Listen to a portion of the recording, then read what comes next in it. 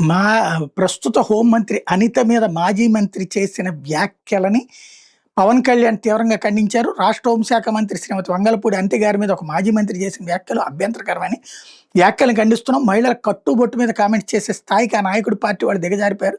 స్త్రీల గురించి మాట్లాడేటప్పుడు జాగ్రత్తగా ఉండాలి. ఆ వ్యాఖ్యలు కేవలం శ్రీమతి అనిత గారి గురించి అన్నట్టే కాదు, సగటు మహిళలందరినీ కించపరిచినట్టే.